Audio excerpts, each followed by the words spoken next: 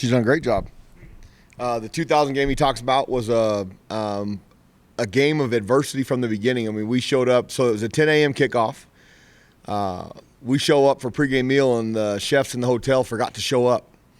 And so I was a GA on that staff. Dave Binder was the head trainer. Dave Binder was in there cooking pancakes, and that's all we served our kids, pancakes and orange juice. And obviously it didn't affect them the way they played because we played really good on defense early and only played 10 plays on defense in the first half period because we did a great job getting off the field, and the offense did a great job of controlling the ball and putting in points. Now it came down to we had to win at the end, keep them out of the end zone because they started to come back in the second half. But it was a great opportunity, and the whole point behind that deal was just the adversity. I mean, it was a great deal in that time of the program of overcoming something that we hadn't before. And Saturday, going back to this Saturday versus Utah State, was a great opportunity that we hurt ourselves way too much in critical moments. There's positives and negatives to the beginning of that game. Obviously, that was a horrendous start with the kickoff return, stepping on the 1 yard line, getting tackled, going 3 and out, dropping a pass on second down, punting the ball only 34 yards into a 30-mile-an-hour wind, and then giving up a touchdown on the second play and being down 7-0 with 13 minutes to go in the first quarter after you've already had the football. And I thought the rest of the first quarter we dominated. I mean, the rest of the first half we dominated. We were able to move the ball. We were able to score. We got the long run on the short yardage play. We missed a field goal opportunity right before halftime that would have made it 13-7, but we had the lead. And I thought the wind played a significant advantage in the first half for both teams. I thought they had it in the first quarter, and it helped them obviously with the punt that we had early. We had a couple of punts that they had great field position, and other than the one play we gave up, we had the advantage. And then I thought the offensive line did a really nice job early on of blocking the run. I thought Nate Jones has had his best performance since 2020. He ran solid and physical, and we went into the halftime with the lead, and I thought the energy was good. The idea was to take the win in the third quarter. In the fourth quarter, so we'd play against the win in the third quarter, and we went out there, got a 3 and out, and made a senseless penalty, which was frustrating. And those are the critical, crucial moments that are hurting our football team. And we've had a critical, crucial moment like that in 4 of the last 5 games. Really all 5 of the last games, if the one against Fresno, if you can count the one in the first play in the on defense in the third quarter. Those are plays that, as players, we need to make.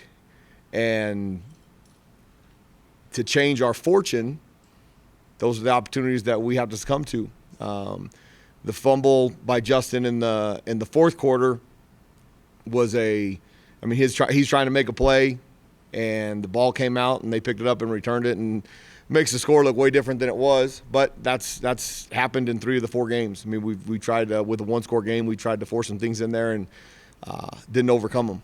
So that was very frustrating because it was a very winnable game. We had opportunities to win the game, and it was more of what we did to ourselves than the other.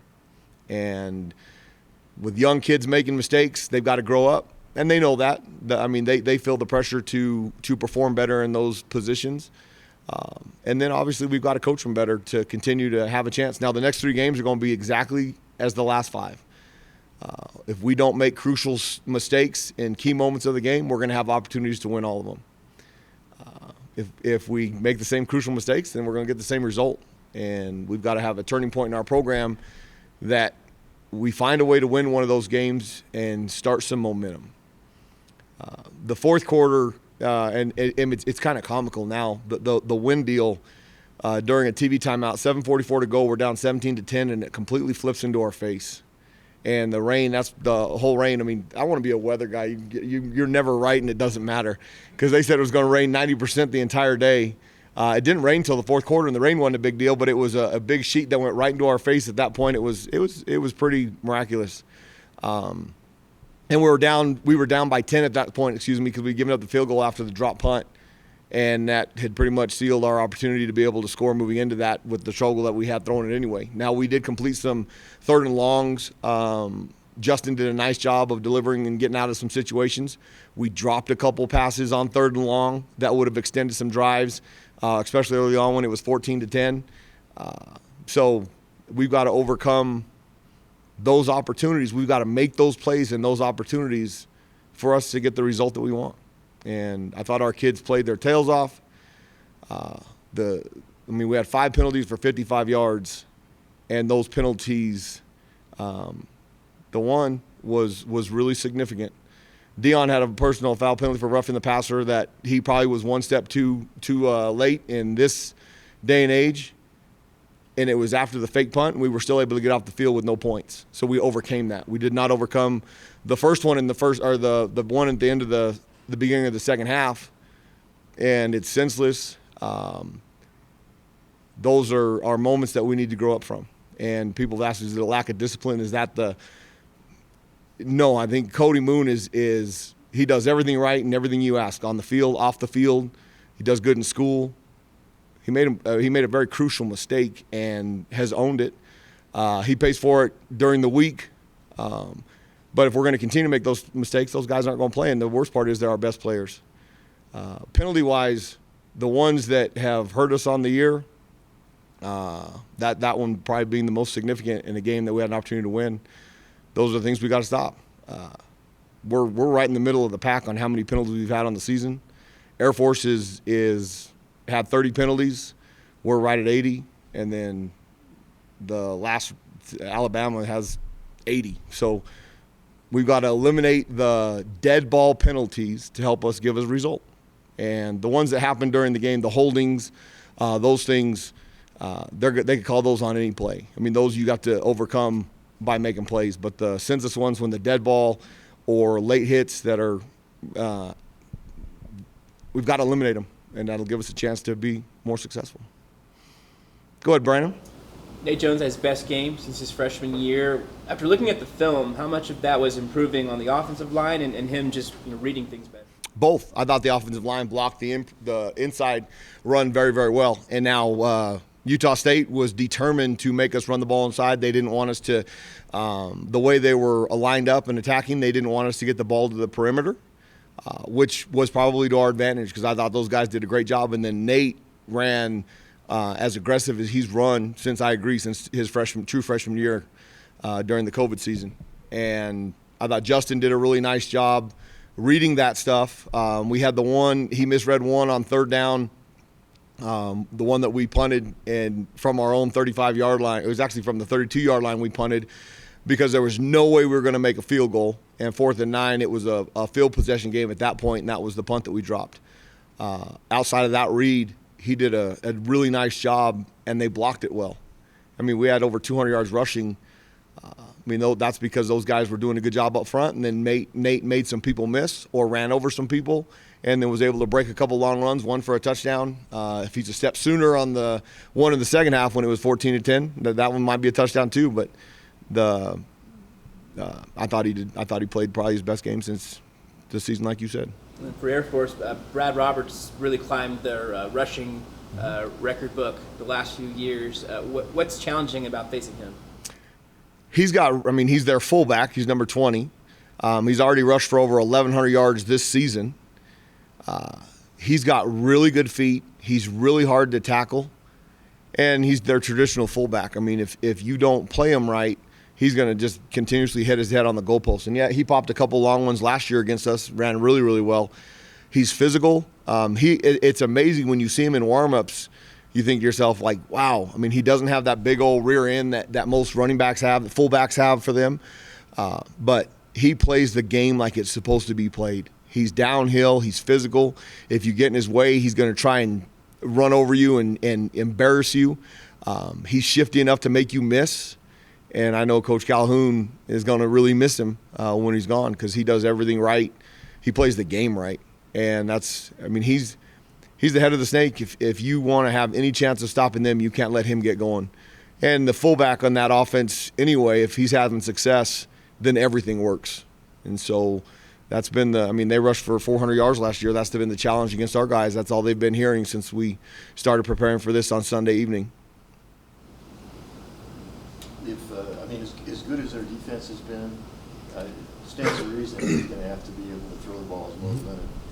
How confident are you from what you've seen in practice? And before Utah State, it wasn't a good day to throw the ball. You're right. How confident are you that Justin and the receivers can hook up and No, I've got confidence that we can throw it. We have to, one, call them and execute them. We had, the 4 drops that we had Saturday were all going to be first downs. The very second play of the game to Andrew Erickson, we had a 3rd and 10 to Trey Hall. We had one to Bobby Wood and that Justin threw in the dirt. Those balls we have to connect and on both ends. The quarterback's got to put it in there and the receiver's got to catch it. And we've got to do that early in order to get them not having 8 or 9 around the box. If they're going to outnumber us in the box, it's going to be a really hard, long day to run the football.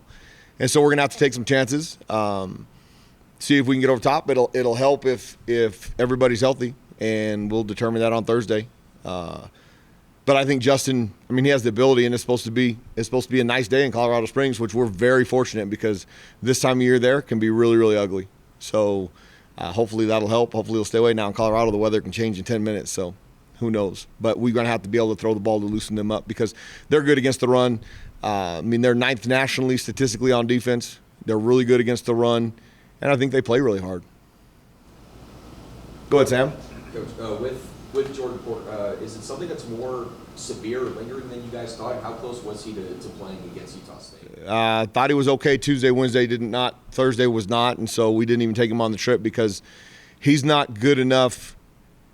If he's not full speed, he's not going to be any better than the ones we have out there. And to get him the opportunity to be full speed, he's got a deep bruise in his heel, in the bone. The cleat on his shoe sits right on it, and he's not been able to fight through it. And if I've never done that, so I can't tell you how bad it hurts. I know he's in a lot of pain, and he limps around, and if he's not full speed, he doesn't help. So we'll go through the week and see how he does because, obviously when he played against UNLV and he was full speed, he helps our football team, but he doesn't if he's not healthy. Go ahead, Henry. Despite what's happened this season, your attitude is as strong as I've ever seen.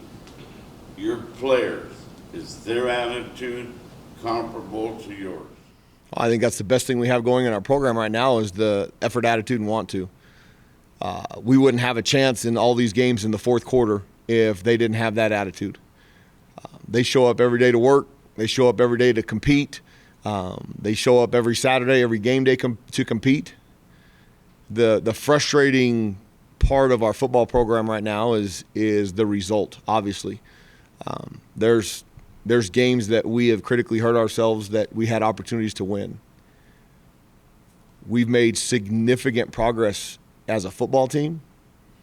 You don't see that when you look at the record and see you're 2-7. Now, obviously, we are not good enough on offense.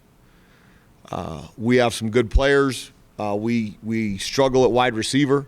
I think we have some dynamic backs. I think our offensive line has gotten dramatically and better, improved from game 1 to game 9.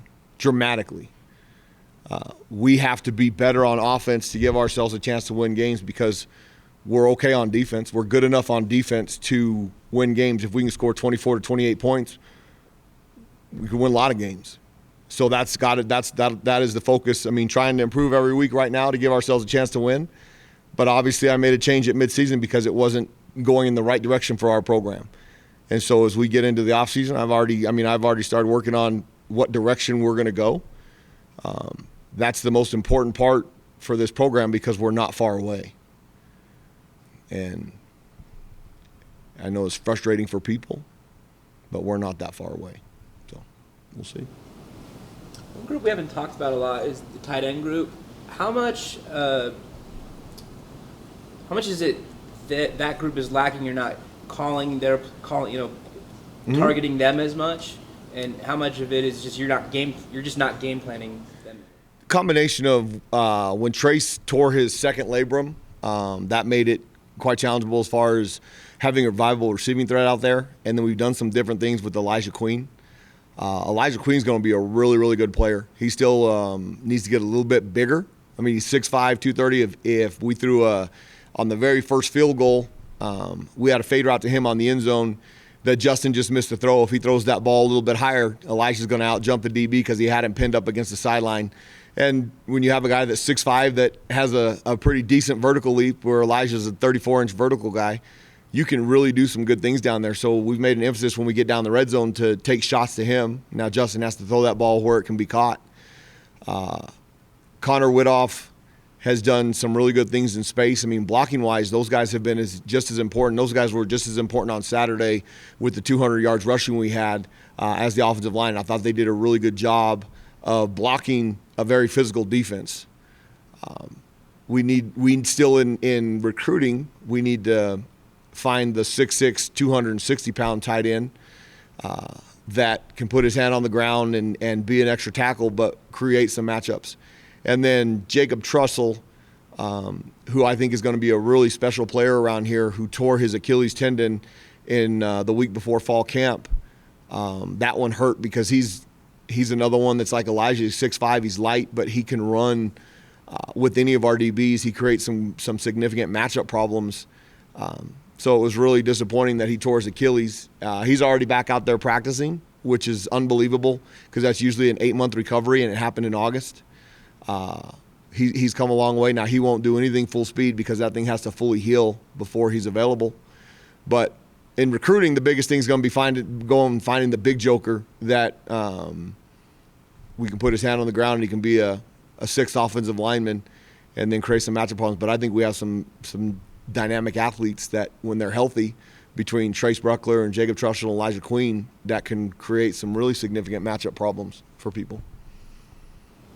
So with the Air Force offense being what it is, it's definitely a challenge to prepare for. How are with so many young guys on the defense, how are they, handling that mental adjustment, preparing for a team like Air Force? That's our responsibility. We've got to make it simple enough that they can execute full speed, because if they're thinking and trying to figure out what we're trying to do because we're trying to schematically beat them, we're going to get beat and give up 500 yards rushing. So they've got to be able to handle what we try and do to stop what they do. They lead the nation in rushing. Brad Roberts is as good a fullback as they've had in a long time. The quarterback has been doing it now for 3 years. Daniels is very efficient in what they do.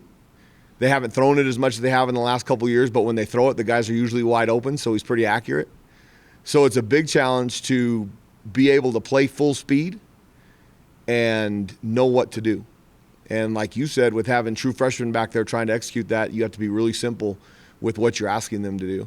And I thought today's practice was pretty good. Now, the scout team look is really hard to emulate what they do because they do it so fast.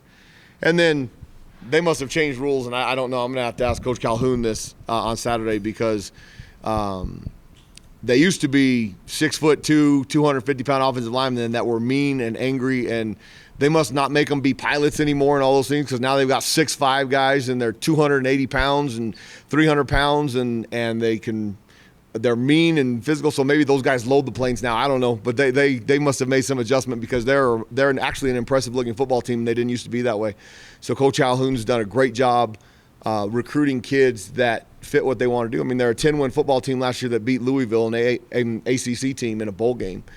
And I mean, they play the game right. And the neatest thing about those kids, and the respect that I have for Coach Calhoun and his program, is today's election day, and all the freedoms and all the things that we have in this great country that we live in. Those guys provide that for us when they're done. And that's as neat a deal to compete against them, because what they do beyond football, everybody should respect and honor and cherish, because the freedom, liberties that we have is because of the people that do that. So it's fun to compete against them, but you have to appreciate and respect what they do.